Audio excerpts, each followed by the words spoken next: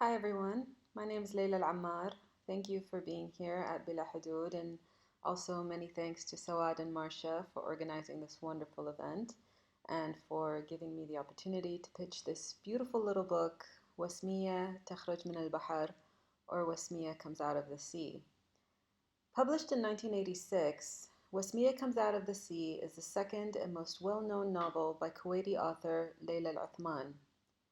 The novel recounts a tale of forbidden love, as a romance between childhood sweethearts Wasmiya, the daughter of a wealthy merchant, and Abdullah, the fatherless son of a poor servant woman, is doomed by class divides in a conservative and highly stratified society.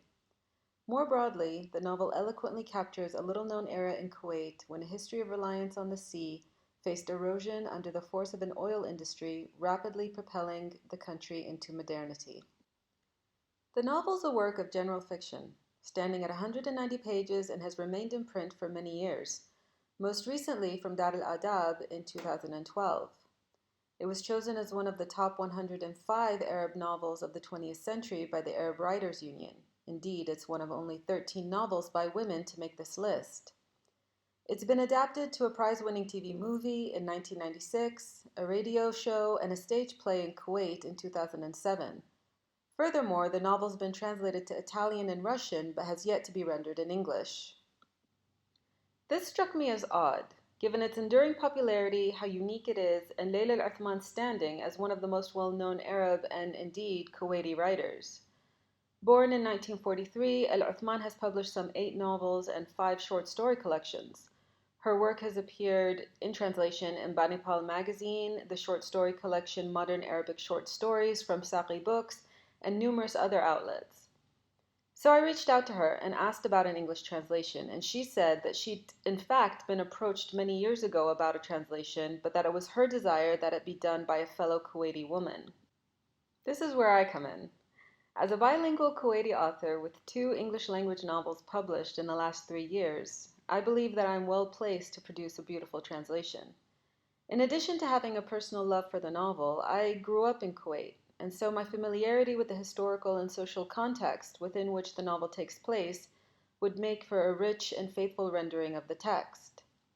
Layla Othman has granted me permission to pursue an English publication, and I have already translated half the novel. My hope is that Layla Othman can see this most celebrated work of hers appear in English in her lifetime. And now I'd like to read an extract from my sample translation, which I hope captures the atmosphere and sense of the novel. The passage is from the opening section, in the present-day narrative, which then becomes interspersed with the story of Abdullah's doomed love for his childhood sweetheart, Wasmiya. Look to the darkened sky, the absent moon. A star there glistens like a woman in ecstasy. Gray clouds scatter like lovers who, though they may quarrel, yet desire closeness. A cool breeze blows. Spring has come after the heat and dust storms. The mighty sea stretches before him, the waves dance, sea foam spits as they churn. He's alone in the boat. A beastly longing chokes him, and depression's embrace is sticky. Loneliness expands within him, then radiates outwards. It becomes an aura, caging him in like the embrace of a sorceress. He moves his arms, trying to break through so that the aura may fall into the sea, to fade away with the waves, and he may find respite from this siege.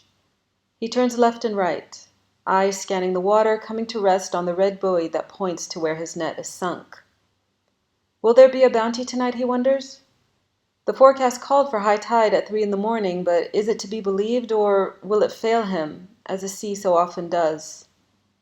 The song claws its way out from deep inside, from the snare of a soul trapped in time, assassinated joys, and he remains diligent in pursuit of the sea. It embraces him each time as though it were the first. This longing, burning embers that no boredom can erase. He stops when no fish emerge to dance. He thinks perhaps his voice has not penetrated. He's silent, watchful, but he knows very well that silence means despair, and despair is evil when it grips a man. Shaking it off, he continues to sing. The notes slide through his chest. Their tender echoes move around him. He tears the aura surrounding him, and the music spills forth until the waves break into a dance, serpentine, harmonious. His song swims, plays its part in shaking the sleeping fish and toying with the bobbing buoy. And love, like a bird, cheers inside his breast. The buoy rocks harder, and he feels the fish flock to the net as though they would burrow into his heart to share this rhapsody and sorrow, to hear his cries and soothe him. Ugh, tomorrow he will return for the net. His heart will trill as he draws in his bounty. He'll sniff the mouth of each fish for that aroma he adores. Perhaps the fish will bring him treasures from the depths. Her ring, her necklace, some trinket or keepsake. But what if the net is barren, catching only rocks and seaweed? He'll feel the fish have abandoned him, and his joy will recede like a tide in his chest, dreams crumbling. He shudders and flings the thought away. He loathes despair, and he knows this sea, while mighty, is yet giving. He must be obstinate, and swallow his song and leave his net until morning. Perhaps he'll see a familiar look in the eyes of the fish, or in their bodies a hue he knows, or in their mouths a scent he adores. He will embrace each fish as though it were his darling.